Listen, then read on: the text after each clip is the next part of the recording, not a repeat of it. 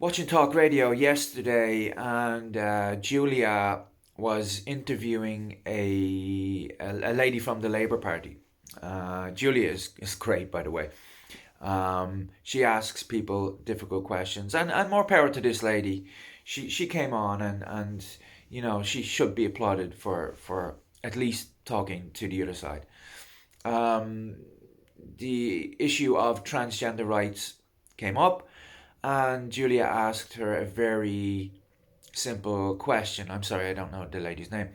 Um, what is a woman? That's the question. And after a bumbling 30-second circumnavigation of the question, she gave some irrelevant answer to a question that wasn't asked. This is a very common trope now in left wing politics in the United States, in Canada, and in the UK. I haven't seen it anywhere else, but it is a very strange phenomenon, and its roots are in transgenderism. What is a woman? We saw Kier Starmer. I listened to Kier Starmer rather on LBC, I think he was. Um, the same question. He asked what a woman was, and of course he couldn't answer the question. We saw the lady on the Supreme Court in the United States asked a very simple question again: what is a woman? And she said, I can't answer the question in this context, like it would be different in any other context. Um, she said she can't answer it because she's not a biologist. As if you need to be a zoologist to know what a dog is.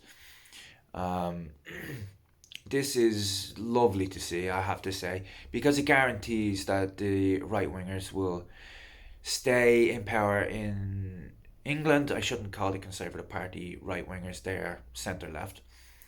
Um, they're conservative in name only, but I suppose they're better than the Labour Party, but not by much. And it pretty much guarantees that the Republicans will get back into power in the States. And perhaps Trudeau may be another tiny step closer to the door in Canada. Um, when you look at these people try and answer these very simple questions, you can see the look on their face. You can see the cognitive dissonance. I mean, they know the answer, of course, but they're trying to tread a very, very fine line. They're trying to tenderly tread this line between not looking like an anti-scientific rube on the one hand, and on the other, annoying the more extreme wokesters that make up the Labour Party, or as it were, the Democratic Party. Um, I don't believe these people are stupid. They didn't get to where they are in life by being stupid. They're certainly acting stupid, but they don't want the mob to come for them. They don't want to be called a name. They won't call out Islam because, or even admit that somebody who cuts the head off a British soldier in the middle of London could have anything to do with Islam, because they will fear being called Islamophobic.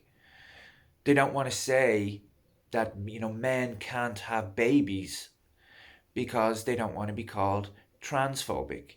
They're afraid of being called a name. If you know what you are and you know what you're not, why would it bother you? I don't understand that. But maybe it's different when you're a politician. I don't know, but um, yeah, it's sometimes it is actually hard to watch, because you can see the cognitive dissonance. They know the right answer, but they don't want to give it. They want to try and keep that balance. Like Kier Starmer, even though I couldn't see him, I could hear in his voice the tension in his voice, the kind of, oh, please don't push me on this issue. Please don't. I don't want the mob to come for me. And almost invariably, their answer takes the form of either, number one, what is your motive for asking me such a question? In other words, there's a kind of implicit accusation of some kind of bigotry by asking an incredibly simple question. And the answer will also take the form of let's be kind to people. You know, I don't know what kindness has to do with anything. If you're asked the question like, "What is a woman?"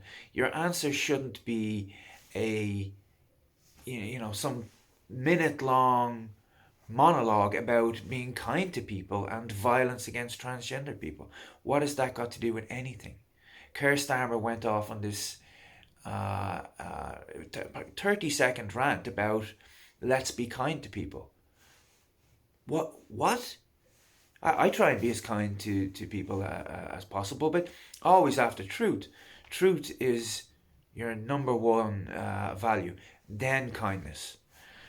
And I'm not suggesting that anybody, if their wife asks them, "Is my bum big, look big in this?"